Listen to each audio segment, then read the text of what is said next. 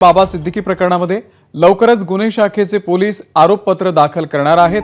बाबा सिद्दीकी हत्या प्रकरणामध्ये एकूण 26 आरोपींना अटक करण्यात आलेली आहे। आरोपींच्या विरोधात आरोपपत्र दाखल करणार आहे। 3 आरोपींना फरार घोषित करण्यात आलाय।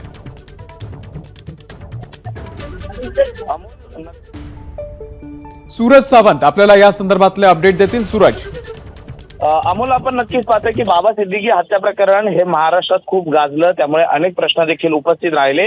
मात्र या हत्येमागचं मूळ कारण हे अद्याप समोर आलेलं नव्हतं। पोलीस या संपूर्ण प्रकरणाचा तपास करत होते, मात्र अजूनही पोलिसांना जे हवं ते कन्क्लुजन त्यामध्ये निघालेलं नाहीये।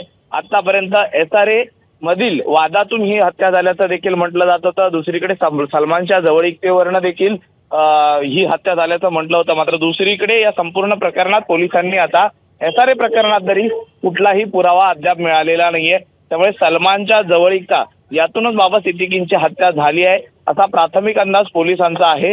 त्याचबरोबर यामध्ये प्रामुख्याने आरोपी शुभम लोणकर, जिशान अख्तर आणि लॉरेन्स बिश्नोई हा अनमोल बिश्नोईचा भाऊ, या तिघांनाही पोलिसांनी फरार घोषित करण्यात आलेला आहे। त्याचबरोबर या हत्येमागील गुन्हे शाखे अद्याप काही ठोस जे पुरावे आहेत ते देखील अद्याप शोधत असताना पाहायला मिळतंय। त्यामुळे या संपूर्ण प्रकरणात अद्याप तरी पोलिसांना अपेक्षित असं उत्तर मिळालेलं नाहीये। मात्र दुसरीकडे जोपर्यंत या प्रकरणातील आरोपी शुभम लोणकर, जिशान अख्तर यांना अटक होत नाही त्यामागचं कारण हे स्पष्ट होणार नाही असं देखील म्हटलं जात आहे। त्याचबरोबर या आरोपींना 26 आरोपी होते, त्यामध्ये प्रत्येकाला एक टास्क दिलं होतं। त्यामुळे या आरोपींच्या चौकशीतूनही अपेक्षित माहिती ही पोलिसांना मिळालेली नाही। सूरज, धन्यवाद दिलेल्या या संपूर्ण माहितीबद्दल।